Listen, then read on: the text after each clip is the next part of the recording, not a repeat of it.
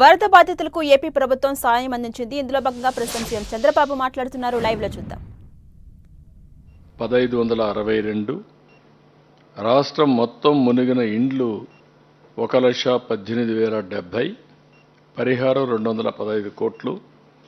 విజయవాడ మొత్తం ముంపు నివాసాలు 78,558, పూర్తిగా మునిగిన గ్రౌండ్ ఫ్లోర్ హౌసెస్ వరకు 64,799. అదే మరి గ్రౌండ్ ఫ్లోర్లో ఇండ్లకు 25,000 రూపాయల చొప్పున ఇచ్చాం. 161 కోట్ల 99 లక్షలు. విజయవాడలో ఒకటి ఆ పైన అంతస్తులు చిన్న పెద్ద అని వ్యత్యాసం చూడలేదు, అందరికి కూడా 10,000 ఇచ్చాం. అవి 13,759, 13 కోట్ల 76 లక్షలు ఖర్చు అయింది. ఇంకొక పక్కన చనిపోయిన వారికి పశువులకు అన్నిటి కలిపి 6 కోట్ల 83 లక్షలు ఇచ్చాం. మొత్తం 44,402 ద్విచక్ర వాహనాలు 3,000 చొప్పున 13.32 కోట్లు ఆర్థిక సహాయం చేశాం. 4,348 ఆటోలకి 10,000 రూపాయల చొప్పున 4 కోట్ల 34 లక్షలు ఇచ్చాం. 1,243 తోపుడు బండ్లకి 20,000 చొప్పున 2 కోట్ల 48 లక్షలు ఇచ్చాం.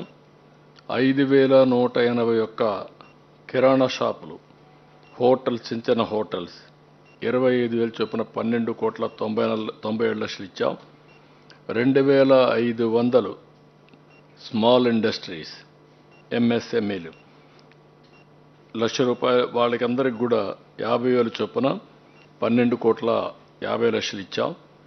469 పరిశ్రమలకి 1,00,000 చొప్పున నష్టం జరిగిందని బట్టి 12 కోట్ల 50 లక్షలు ఇచ్చాం. దెబ్బతిన్న 469 పరిశ్రమలకు 1,00,000 చొప్పున 4 కోట్ల 69 లక్షలు ఇచ్చాం. 197 పెద్ద పరిశ్రమలకు 1,50,000 రూపాయల చొప్పున 2 కోట్ల 95 లక్షల రూపాయలు ఇచ్చాం. పంట నష్టం మొత్తం 1,12,345 హెక్టార్లలో 22 రకాల వ్యవసాయ పంటలకు 278 కోట్లు ఇస్తున్నాం. ఇంకొక పక్కన 9,236 హెక్టార్లలో హార్టికల్చర్ పంటకు నష్టపరిహారం 32 కోట్ల 67 లక్షలు ఇస్తున్నాం. ఇక్కడ మీరు ఒకసారి చూస్తే ఎప్పుడు కూడా టౌన్స్లో పెద్దగా డబ్బులు ఇచ్చేవాళ్ళు కాదు, తూతూ మంత్రంగా ఉండేది. గవర్నమెంట్ ఆఫ్ ఇండియా కూడా ఇల్లు పూర్తిగా పోతే 11,000 ఇమ్మన్నారు. ఈరోజు 25,000 ఇచ్చాం. మొదటి అంతస్తు అవన్నీ ఏదైనా ఉంటే పని పోతే ఒక 5,000 ఇమ్మనేవాళ్ళు, అది కూడా ఇచ్చేవాళ్ళు కాదు, 2,000 ఇచ్చేవాళ్ళు. పోయిన గవర్నమెంట్ అయితే క్యాంప్ పెడితే అక్కడికి వస్తే ఒక 2,000 ఇచ్చి పంపించేవాళ్ళు. ఈరోజు వాళ్ళందరికీ 25 కేజీలు ప్యాకేజీ కాకుండా 10,000 రూపాయలు ఇచ్చాం. గ్రౌండ్ ఫ్లోర్ పాక్షికంగా మునిగితే ప్రతి ఒక్కరికి 5,000 రూపాయలు ఒకప్పుడు ఇచ్చేవాళ్ళు, 10,000 ఇచ్చాం. కిరాణా కొట్లు, రెస్టారెంట్లు 25,000 ఇచ్చాం. ఇది ఇంతకుముందు నామ్సో కూడా లేదు. చిన్న పరిశ్రమలకు కూడా నామ్సలో లేదు. 50,000 ఇచ్చా. 40 లక్షల లోపల నష్టపోతే, 40 లక్షల నుంచి 1,50,00,000 నష్టపోతే 1,00,000 రూపాయలు ఇచ్చాం. 1,50,00,000 కంటే ఎక్కువ నష్టపోతే 1,50,000 రూపాయల చొప్పున అందరికీ చేశాం. అదే మరి 3 వీలర్ 3,000 రూపాయల చొప్పున అందరికీ ఇచ్చాం. ఆటో అది లేదు ఇంత మునుపు అయితే. ఆటో అయితే 5,000 రూపాయలు, దాన్ని 10,000 రూపాయలు ఇచ్చాం. తోపుడు బండికి 5,000 ఉంటే 20,000 ఇచ్చాం. చేతి వృత్తులు, చేనేత వాళ్ళకి 10,000 ఉంటే 25,000 ఇచ్చాం. చేతి వృత్తుల ముడి సరుకు 5,000 ఉంటే 10,000 రూపాయలు ఇచ్చాం. వరి 10,000 నుంచి నేను 20,000 చేశాను. ఆ మధ్యకాలంలో వీళ్ళు వచ్చి రివర్స్ చేసి 16,000 చేశారు. ఇప్పుడు 25,000 రూపాయలు చేశాం. ఒకటేసారి 16,000 నుంచి 25,000 చేశాం. ఇంకొక పక్కన పత్తి 15,000 ఉంటే 25,000, మొక్కజొన్న 12,500 ఉంటే 15,000, మిరప, పసుపు 15,000 అంటే 35,000, అరటి 25,000 అంటే 35,000, పట్టు పరిశ్రమకు 35,000, ఆవులు గేదెలు చనిపోతే 50,000, గొర్రె మేక చనిపోతే 7,500, పశువుల షెడ్ చనిపోతే 5,000, కడాన కోడి చనిపోయినా 1000 రూపాయలు ఇచ్చాం, 100 రూపాయలు ఇచ్చాం. ఈ విధంగా మొత్తం ఎలాంటి నష్టపరిహారం జరిగినా వాళ్ళని పూర్తిగా ఆదుకోవడానికి ప్రభుత్వం అన్ని విధాలా ముందుకొచ్చాం, అన్ని విధాలా చేశాం. ఇది కాకుండా ఈరోజు మీరు ఒకసారి చూస్తే ఇక్కడ సర్వీసెస్ ఎలాంటి ఇబ్బంది లేకుండా ప్రభుత్వం అనేది ఎంతవరకు చేయగలుగుతాదో అన్ని విధాలుగా చేయగలిగాం. ఒక డ్రోన్స్ను ఉపయోగించడం అది ఒక వినూత్నమైన ప్రయోగం, ఇంతవరకు ఎప్పుడూ జరగలేదు.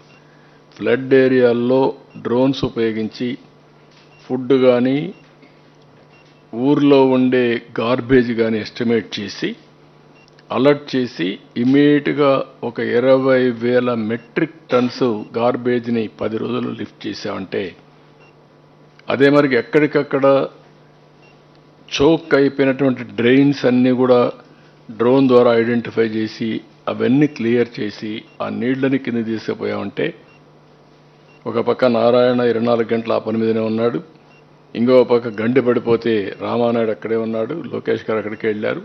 అంటే ఎవరి పార్టీకి వాళ్ళు ఎవ్వరు ఏ పని చేయాలనో ఆ పని చేసి ముందుకు పోగలిగాం.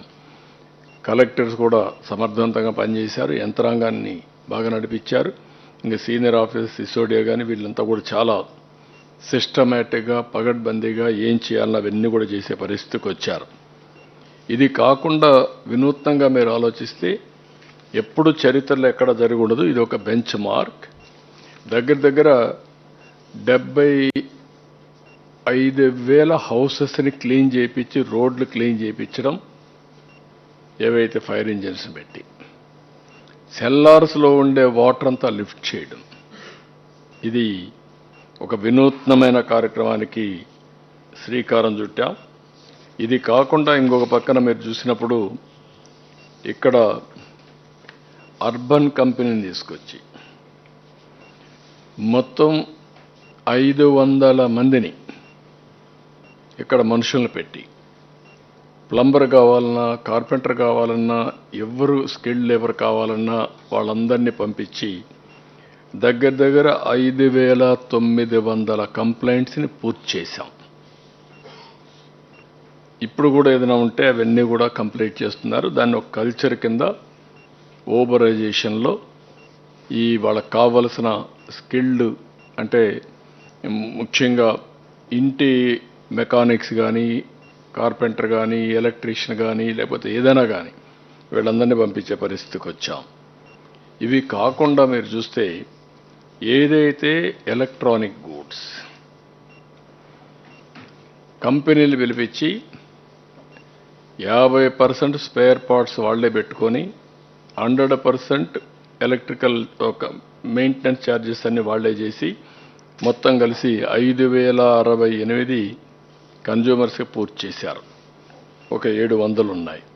30th డెడ్ లైన్ ఇచ్చాం. నేను ఒకే మాట చెప్పాను, ఒకవేళ మీరు రిపేర్ చేయలేకపోతే లేట్ అయితే అది మీరు తీసుకొని కొత్తది వాళ్ళకి ఇమ్మని చెప్పాను. అంటే ఆ స్పిరిట్ తీసుకోవాలని చెప్పి ఉద్దేశంతో చెప్పాం. అది కూడా వర్కౌట్ చేస్తున్నారు. ఇంకొక పక్కన ఏవైతే స్టవ్లు మొత్తం గ్యాస్ కంపెనీస్ అన్నీ పిలిపించి 14,000 గ్యాస్ స్టవ్స్ అన్ని రిపేర్లు చేయించాం. ఇది కూడా ఒక 13,773 చేయించగలిగాం. ఇది కూడా కంప్లీట్ చేశాం. అంటే సర్వీసెస్లో ఎప్పుడూ ఎవ్వరూ ఊహించిన విధంగా సర్వీస్ అన్ని చేశాం. ఇంకొక పక్క ఇన్సూరెన్స్ కంపెనీస్ అందరినీ పిలిపించాం. All insurance companies, regulatory authority, bankers ముగ్గురిని పెట్టి మొత్తం వర్కౌట్ చేశాం. అది కూడా క్లెయిమ్స్ అన్నీ కూడా ఆల్మోస్ట్ ఆల్ 30th క్లోజ్ కావాలి. కొన్ని క్లెయిమ్స్ మాత్రం ఎక్సీడ్ అవుతున్నాయి. వాళ్ళకుండే టెక్నికల్ ప్రాబ్లమ్స్. ఒక కారు ఎక్కడన్నా పూర్తిగా మునిగిపోతే దాన్ని ఆక్షన్ వేసి మళ్ళీ ఎంత డబ్బులు వస్తుందో అది చూసుకొని రిమైనింగ్ మనీ వాళ్ళు రీపే చేయాల్సిన అవసరం ఉంటుంది. అలాంటి ఫార్మాలిటీస్ ఉన్నాయి. అదే మరి ఒక షాప్ పూర్తి కాకపోతే అవి కరెక్ట్గా ఎస్టిమేట్ చేసి వాళ్ళు రీపే చేయాలి. దానికి కూడా అకౌంట్ ట్రాన్స్ఫర్ కింద వాళ్ళు ఒక ప్రొసీజర్ ఉంది. బిగినింగ్ ఒక 25% ఇచ్చేసేయాలి. ఇంతవరకు మాకు ఐడియా రాకపోతే ఈరోజు కూడా ఆలోచన వచ్చింది. ఒక్కసారి సర్వేర్ పోయి చూసిన తర్వాత ఒక 50% రిలీజ్ చేసేయడం, తర్వాత మిగిలిన సెటిల్మెంట్ అవుతాను 100% ఇవ్వడం. దీనివల్ల వాళ్ళందరికీ ఎక్కడా ఇబ్బంది లేకుండా సెటిల్మెంట్స్ అయిపోతాయి. వ్యాపారం కూడా చేసుకోవడానికి అవకాశం ఉంటుంది. అది కూడా పెట్టాం. ఈ విధంగా మీరు ఒకసారి ఆలోచిస్తే 1-2 కాదు, ఓసారి టెక్నికల్ పాయింట్స్. బ్యాంకర్ ఒక అకౌంట్ రాస్తాడు, ఒక అడ్రస్ రాస్తాడు. ఓసారి తెలుసో తెలియకుండా ఇన్సూరెన్స్ కంపెనీ ఇంకొక పేరు రాస్తాడు, అడ్రస్ రాస్తాడు. కాబట్టి ఈ 2 వేరేని అవాయిడ్ చేసే పరిస్థితికి వచ్చారు. 2 కూడా నోటిఫై చేసి కరెక్ట్ చేసి మళ్ళా వాళ్ళందరికీ ఇమ్మన్నాం. ఈ విధంగా చిన్న చిన్న ఇష్యూస్ అన్నీ కూడా తీసుకొని ముందుకు పోతున్నాం. ఈరోజు ఇక్కడికి వచ్చినప్పుడు దగ్గర 500 కోట్ల రూపాయలు రీషెడ్యూల్మెంట్ కానీ కన్జంప్షన్ లోన్స్ కానీ. కన్జంప్షన్ లోన్స్ చిన్నవన్నీ కూడా 25,000 ఇమ్మన్నాం. పెద్దవన్నీ కూడా 50,000 కూడా కన్జంప్షన్ లోన్స్ ఇమ్మని చెప్పి చాలా స్పష్టంగా ఆదేశాలు ఇచ్చాం.